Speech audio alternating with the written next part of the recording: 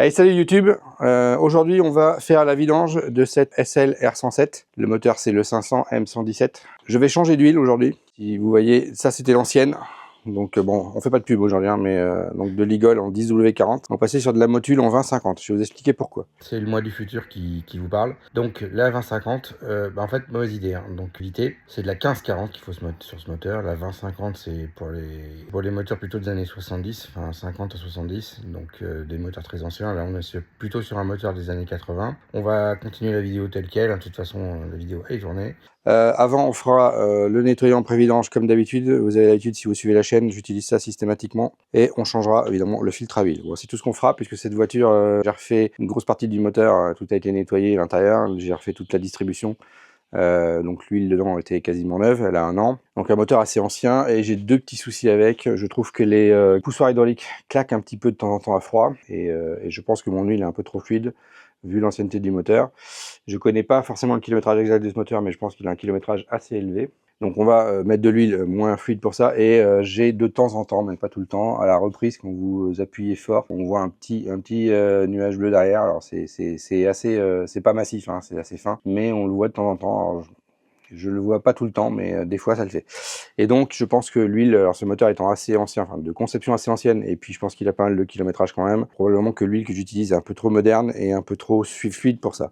Donc j'avais de la 10W40, et on va passer sur de la 20-50. Voilà, donc on va passer là-dessus, on verra si c'est mieux ou pas. Est-ce que ça atténue un peu les bruits de poussoirs hydrauliques? On verra. À terme, de toute façon, j'ai prévu d'intervenir sur les poussoirs hydrauliques aussi pour les régler sur ce moteur. Il y a un réglage à faire au niveau de la compensation, il faudra que je le fasse, mais là j'ai pas le temps de le faire. Je peux partir faire un road trip avec cette voiture, donc on va mettre de l'huile 20-50 qui devrait normalement régler les quelques petits problèmes qui restent sur ce moteur. Voilà. Alors j'en profite pour vous parler. Aujourd'hui je suis accompagné d'un caméraman et d'un monteur, donc Samy qui est avec moi, qui fait toute la partie caméra et la partie montage. Donc si son travail vous plaît, contactez-le, n'hésitez pas. Il s'occupe de filmer aujourd'hui ma vidéo. Voilà, et il va s'occuper de la monter. On mettra ses coordonnées dans la vidéo, et puis en même temps je le mettrai dans la description. Si vous voulez le contacter, n'hésitez pas. Voilà, aujourd'hui on va avoir du vrai son. Voilà. J'aurai plus de commentaires comme quoi on m'entend pas. On va avoir des vraies images et un vrai montage donc, professionnel. Donc, allez-y, contactez-le. On va mettre le nettoyant vidange. Voilà, c'est ce que j'utilise, c'est du liquide molly, sans faire de pub. Hein. La chaîne n'est pas sponsorisée, vous le savez.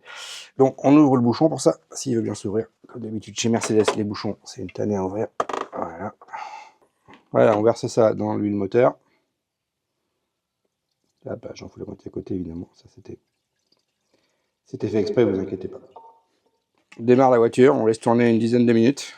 Le temps de faire chauffer l'huile, c'est plus facile pour la vidange, elle est plus fluide, donc elle coule mieux. Donc roulez pas avec du nettoyant moteur dans votre huile. C'est juste au ralenti 10 minutes pour nettoyer le moteur. Hein. Et il pleut, putain j'y crois pas quoi. Quel temps de merde.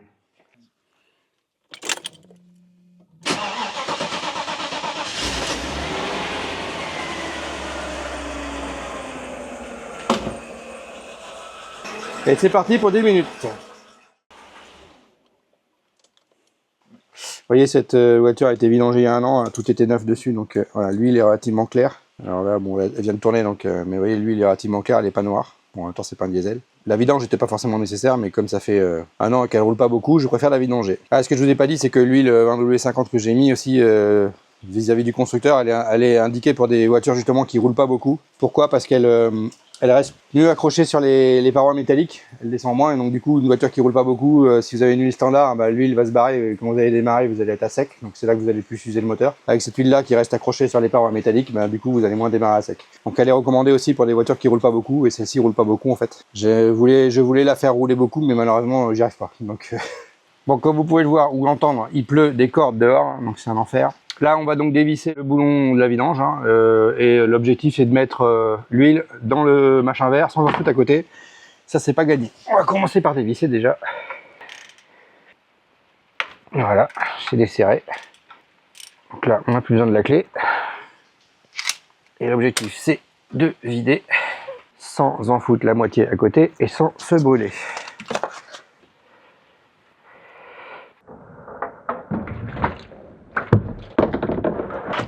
Voilà, exactement ce que je voulais pas faire. Voilà, alors le boulon est gros. En revanche, le débit aussi. Et vous voyez comment ce que je vous disais, l'huile est hyper fluide en fait. Voilà, bon, j'en ai foutu la moitié à côté comme d'habitude.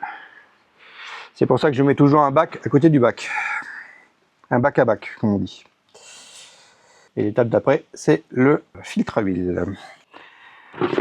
Alors maintenant, on est parti pour démonter le filtre à huile. Donc là, alors, ça continue à couler de l'autre côté, on va laisser s'égoutter.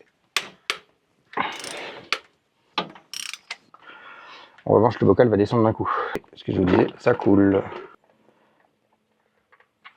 Hop, attention, ça vient d'un coup. Voilà.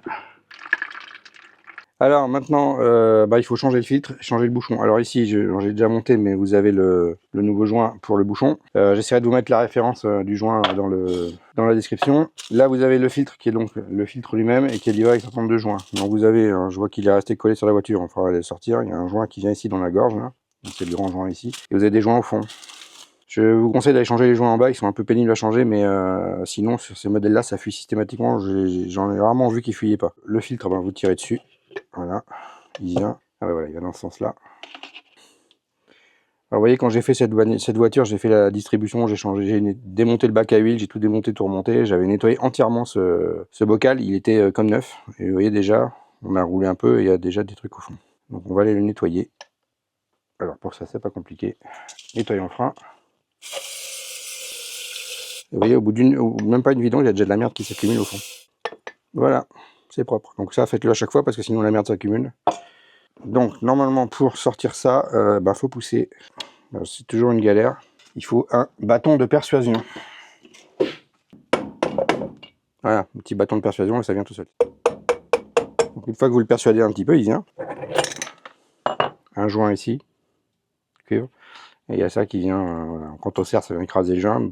La plupart des gens ne changent jamais le joint ici parce qu'il est vraiment casse-pied à changer. Et je vous conseille de le changer. Sinon ça fait des fuites. Déjà quand le joint est changé, ça fuit. Alors sans. Donc le joint cuivre, il vient là. Ouais, malgré des joints neufs, c'est toujours un peu huileux ce truc là. Ensuite il y a le premier joint qui vient là. Il vient au fond. Et ensuite il y a le ressort qui vient tenir le tout. Au fond, vous mettez le filtre ici. Et normalement, là il est au fond. Joint neuf, on va le huiler un coup avec de l'huile. De l'huile. Voilà, un peu d'huile neuve, propre. Et voilà. Donc il n'y a plus qu'à remonter ça sur la voiture. Donc là on nettoie la partie plate ici. Puisque c'est le joint torique qui va venir ici. On vient remonter ici tout le bocal ici. Ça rentre là-dedans. Voilà.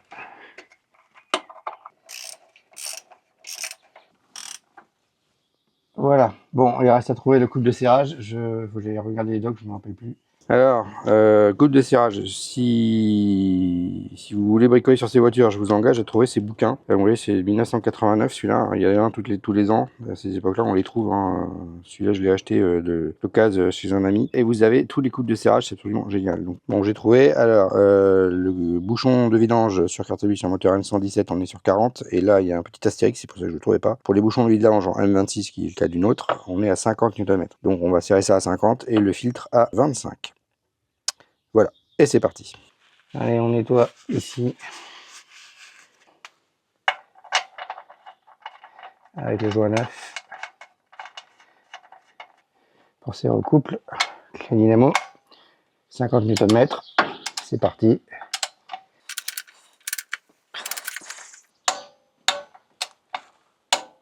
Voilà.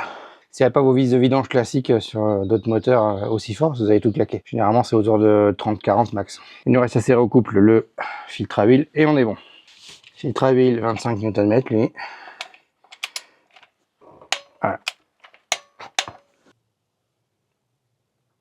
Donc là, on y met 5 litres. On y va généreusement. Alors, on va démarrer le moteur et maintenant, on doit avoir la pression d'huile qui monte.